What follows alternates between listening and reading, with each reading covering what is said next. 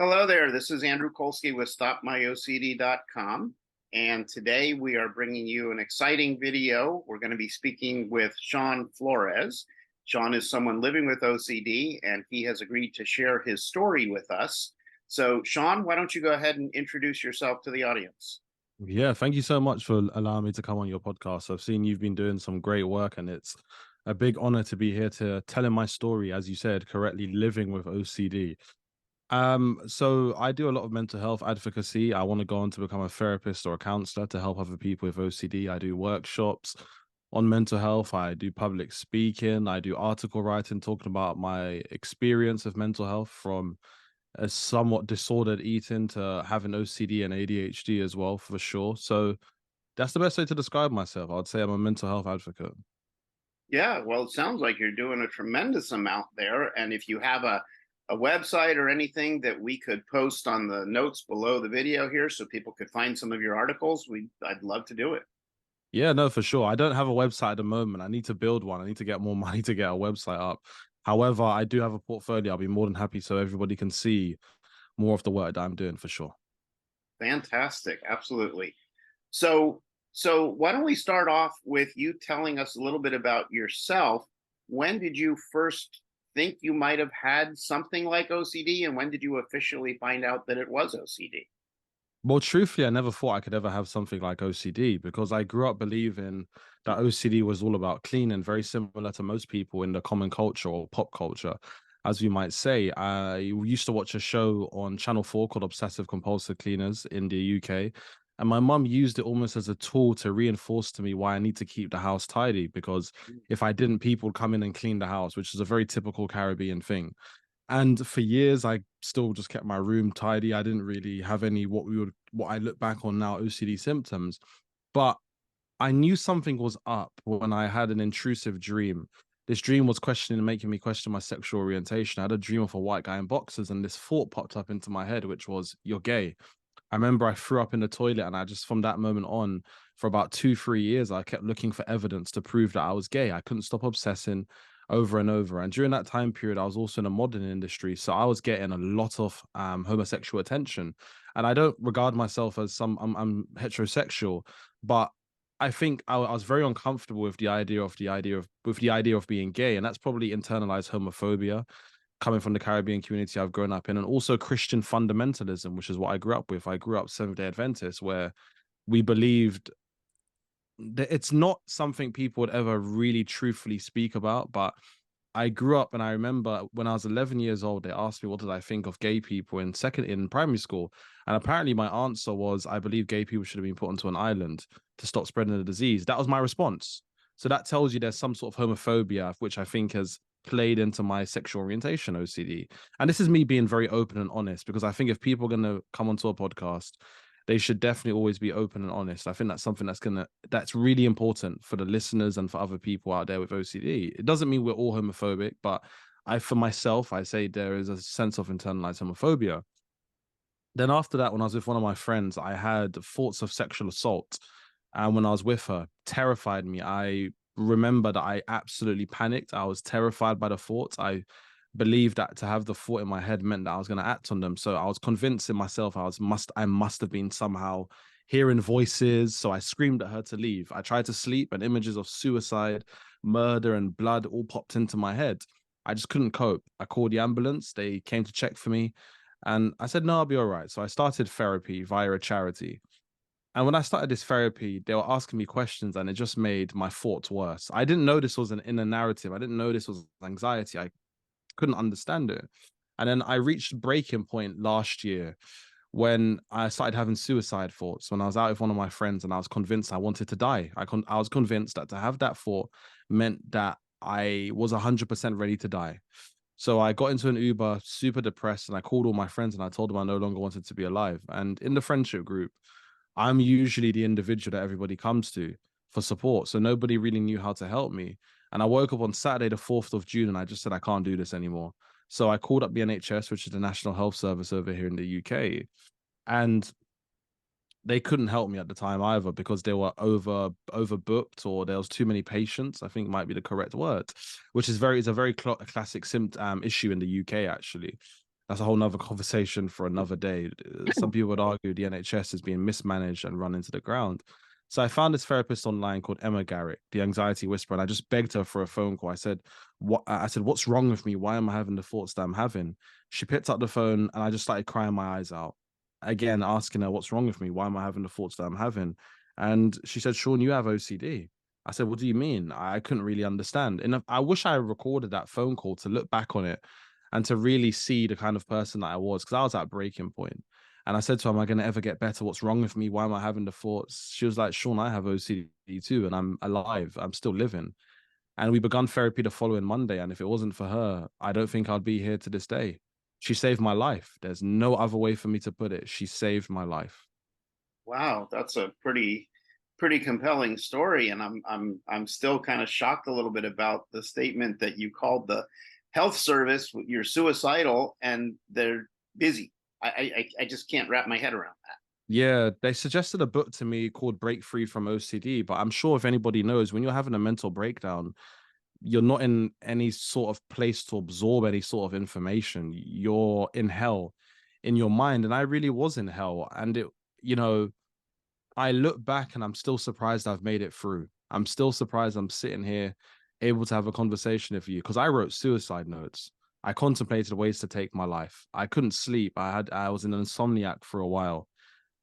I'm really lucky to be where I am today. And I actually owe my therapist £2,000. And she saved me in a time when I had no money. I had nothing. OCD brought me to the ruins of my life.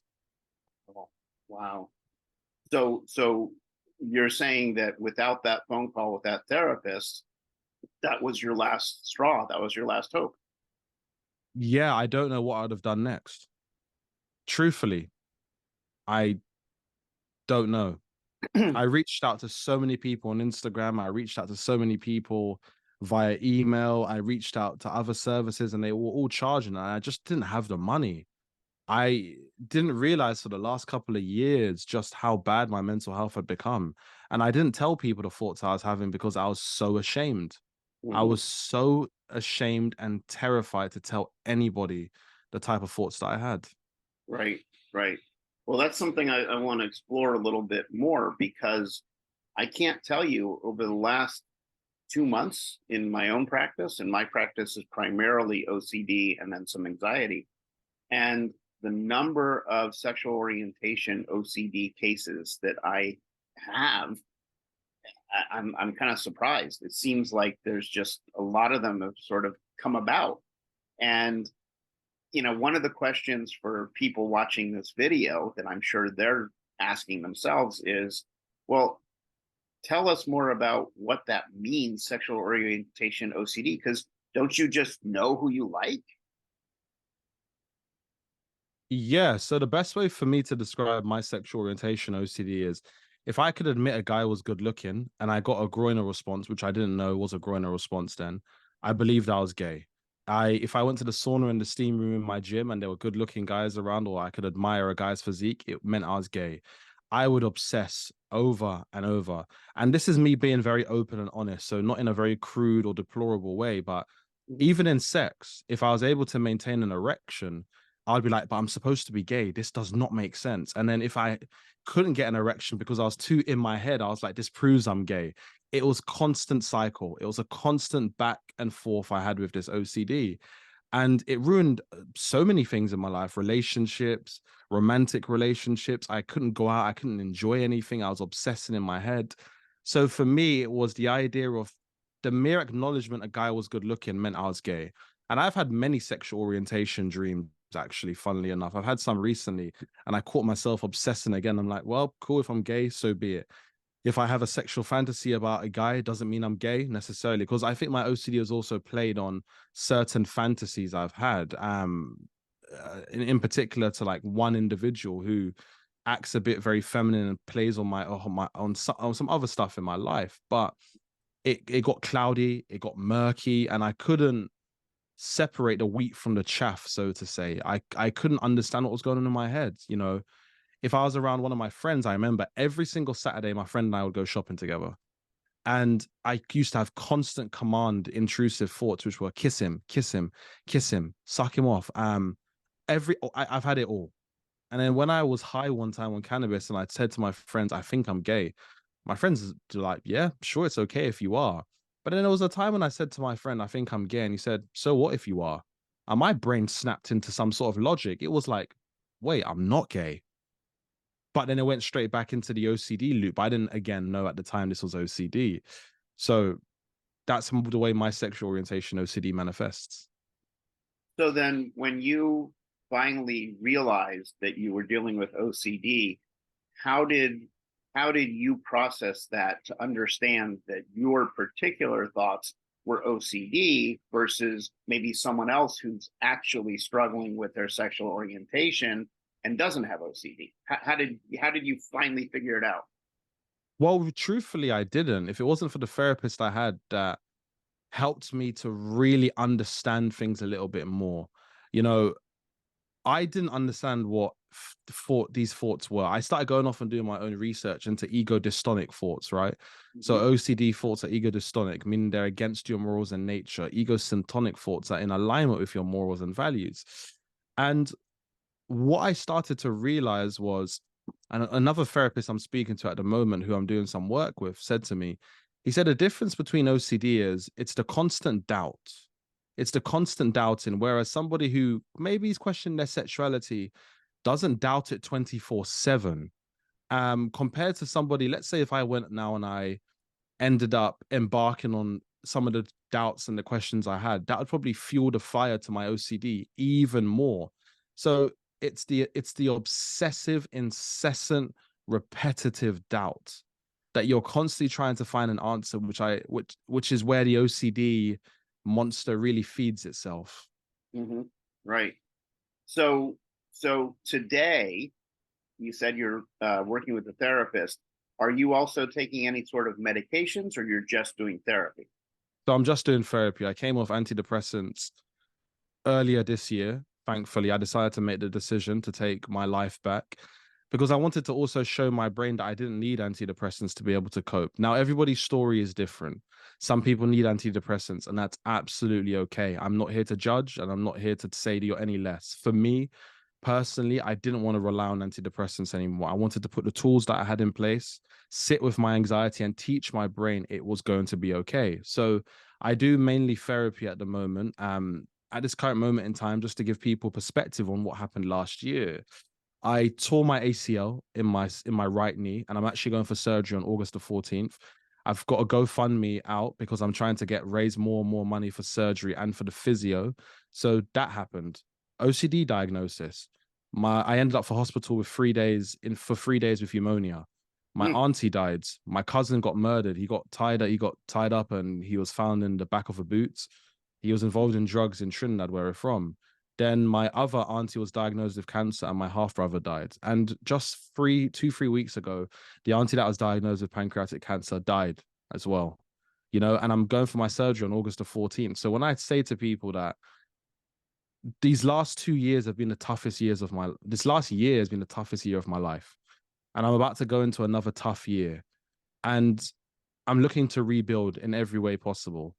OCD was one thing, but I had a mountain of other things in my life that contributed massively to the OCD.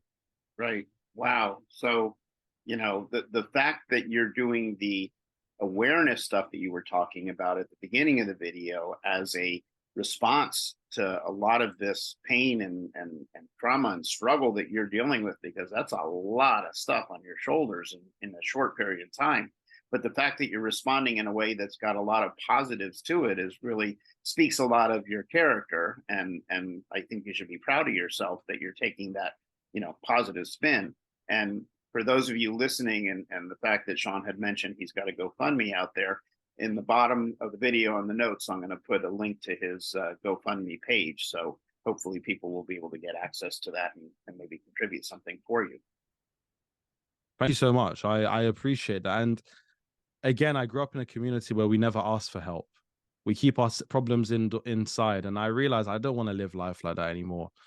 I really want to live a very different life. And the kind of life I want to lead is one that helps people, but one that's open and honest to admit when he's struggling. And I really wish I'd come out sooner with some of the issues that I was having. I I think if I spoke to somebody, I wouldn't have caused as much damage in my own life and in my own head, but I can't take back the past. I can only really focus on the future now. And I get hundreds of messages.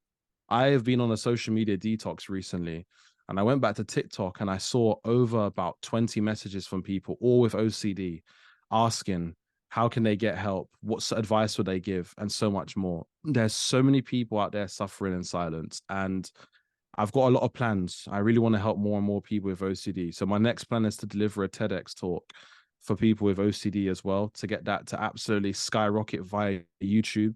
And obviously if I get accepted, but I want people to out there to know that you're just not alone. Right. OCD can be an incredibly lonely disorder, but you're not alone. Yeah, yeah, no, that's so true. And that's the whole premise behind these videos that I'm doing here with you today. So, there's another aspect of this that I am curious about because I think a lot of people deal with it as well. You mentioned that, you come from a family from the Caribbean, the fact that you had a religious upbringing in your home. And I'm wondering, so when you were first starting to deal with the OCD, and especially in your case, sexual orientation OCD, how did your relatives react?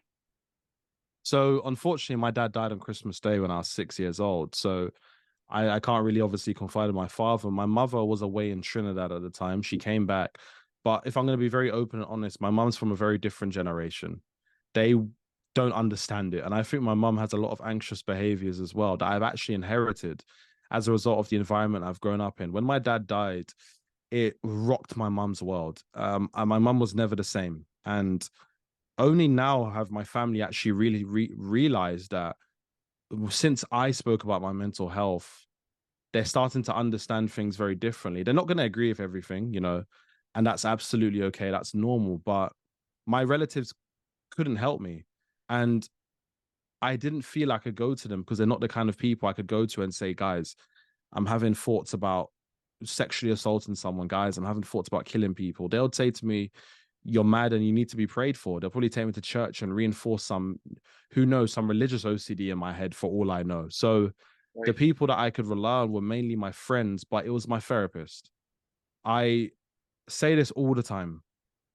If it was not for Emma Garrick, the anxiety whisperer, I would be dead, potentially. Wow. She saved my life. There's no what there's I can't I'm not mincing my words and I'm not saying this dramatically. She saved my life. That, Having the therapist I had gave me hope when I had no hope. Having the therapist I had gave me a voice when I was voiceless. And she was incredible. She was patient. She was kind, but she was brutal to the OCD. I remember we had to write a script on rape. Forgive me if that triggers anybody listening, but I remember I wrote this script and I started writing, I am a rapist. I am a rapist. I'm going to rape somebody. We had to write it all out. And I just broke down in tears. I broke down in absolute tears. And I said to her, I don't want to write this. I said, I don't want to be this person. I said, please, I don't want to be this person. She said, Shaun, this is your recovery period. You're going to get better. I remember after that script, I slept for about 3 hours because I was so mentally exhausted. My nervous system had taken a hit. And yeah, it's Emma Garrick. It is well, Emma Garrick. volumes for her and her training and her abilities, and that's wonderful. And you're in a way you're really lucky that you found her because there's so many therapists out there, and it's not their fault, but they don't get trained anything about OCD in school. And so someone will come in with OCD and they don't have a framework of knowledge to even understand what it is. And we see that all the time out there, and it's heartbreaking. I really am trying to figure out ways that I can convince some of the schools to put it into the curriculum, but they follow very specific standards, at least here in the U.S., and it's very hard to make a change there. So I actually do free trainings to therapists about OCD. What is it? How do you diagnose it? How do you handle it? I don't train them how to treat it because it takes quite a good amount of time to learn how to treat, but at least they can recognize it and understand it. So, wow. So here you are today. and you've been dealing with OCD for a while, and you've been learning a lot through therapy and all. What is your life like today?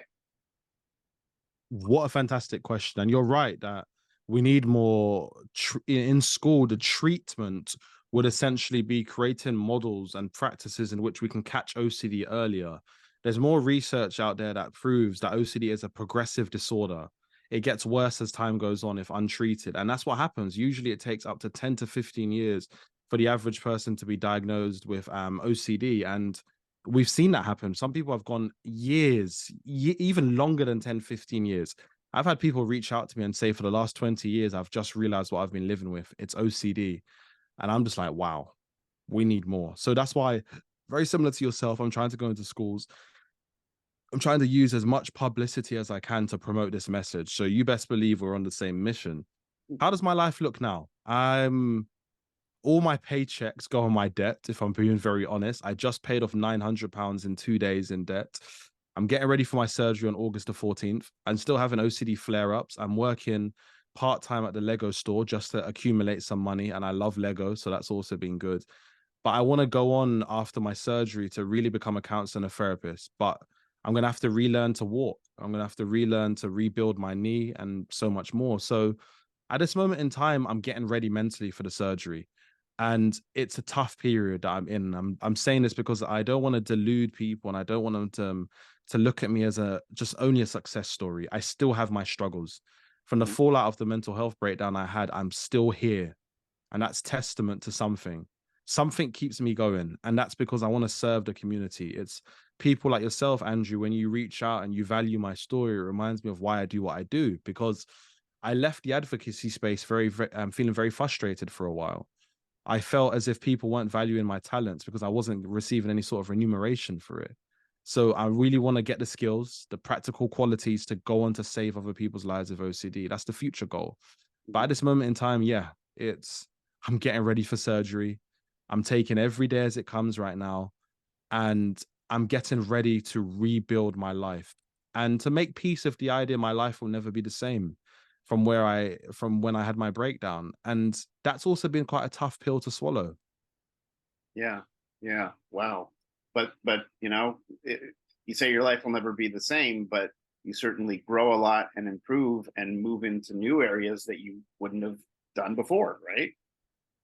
Absolutely. It's still scary. The fear of the unknown. I think quite a lot of us in society, and especially those of us with anxiety, we always want to know the future. You'll never know the future. You can only work towards the future that you want. And that's something I'm really realizing, that I can only take aim and I can only shoot at the things that I want to. The rest is up to the universe, whatever it might be, or whatever outside entity or whatever force it might be. Hmm. Well, I have a question that I think is a really important question.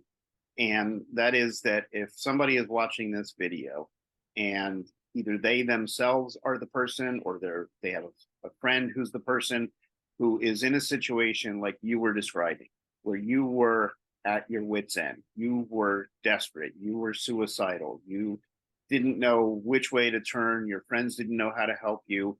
If someone recognizes that same story in themselves or another, what is your best advice to them? So what I always say to people is my DMs are open. So please feel free to reach out. And if you want me to have a conversation with the person you're speaking about, if they're willing to, or you want to have a chat with me, please don't be afraid to reach out. My DMs are genuinely open and I try to make time. Apart from that, I would always say to people, try and get them the right help. Try and encourage them to know that they can get their life back. And do your research if you think it's OCD. So if you think it's OCD and you're looking after someone that you love, sometimes the things you really want to do to help them are the opposite. You're feeding the OCD monster. So get clued up. If that's someone you love and that's somebody you care about, take the time to love and take the time to find out the right treatment for them, but support them every step of the way.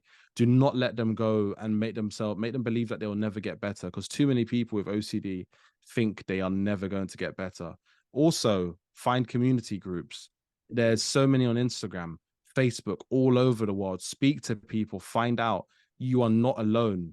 Up to 1 to 2% of the population in the UK alone have OCD. And I think in the world, I would need to read up the numbers again.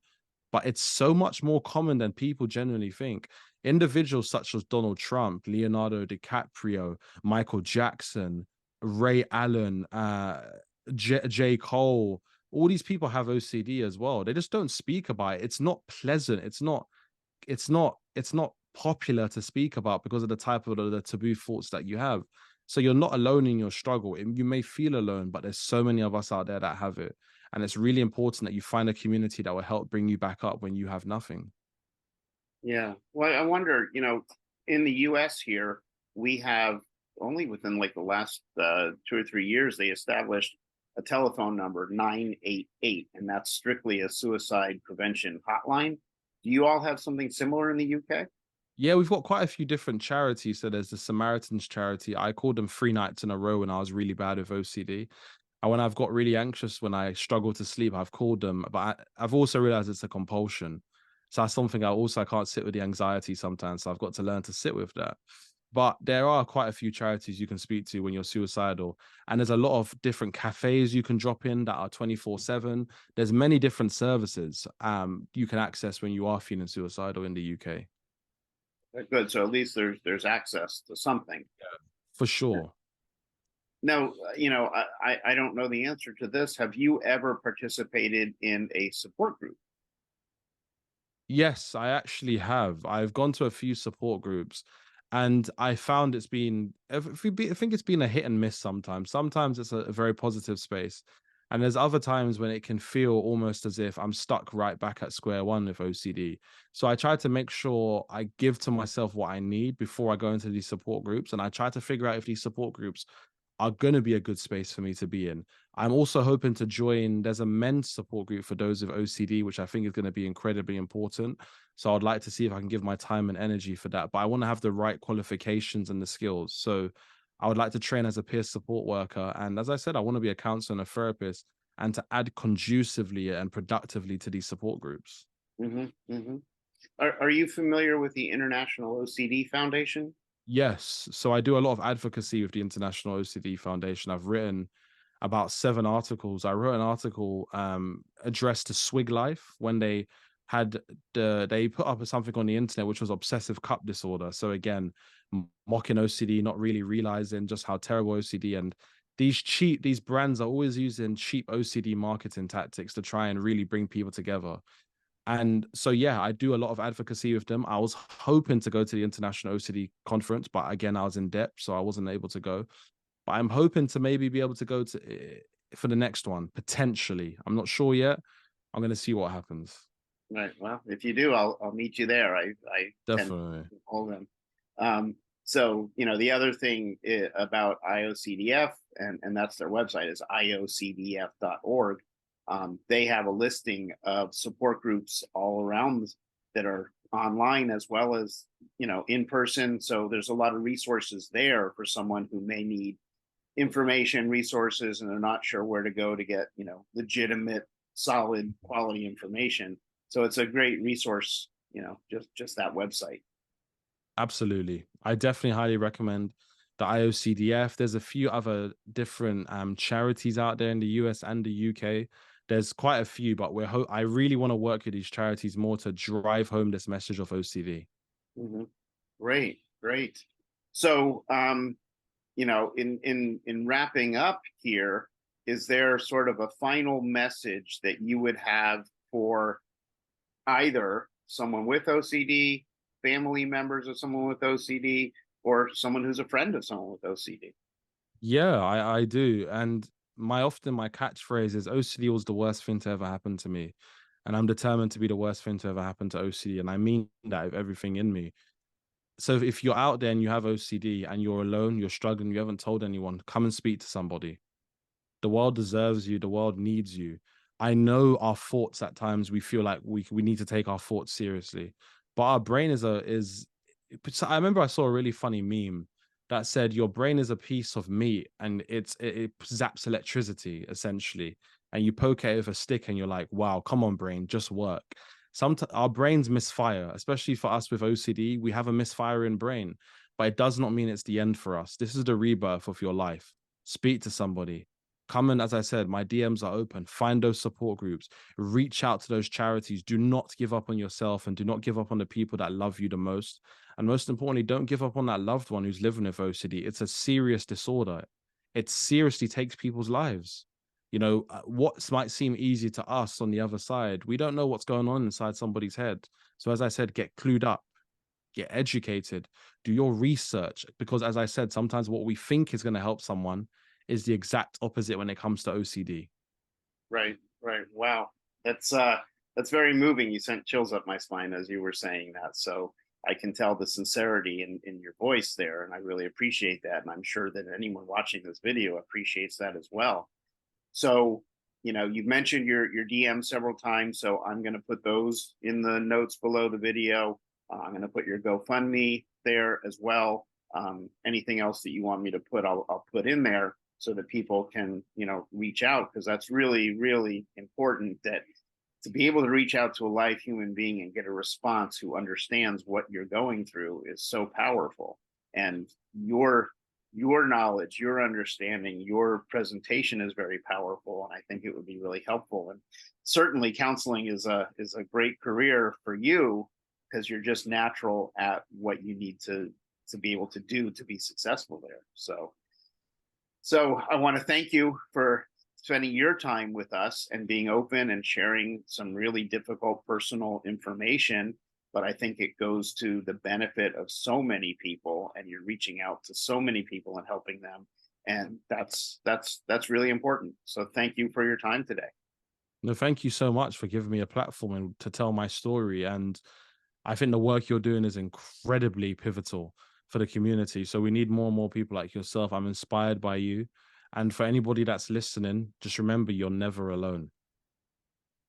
Thank you.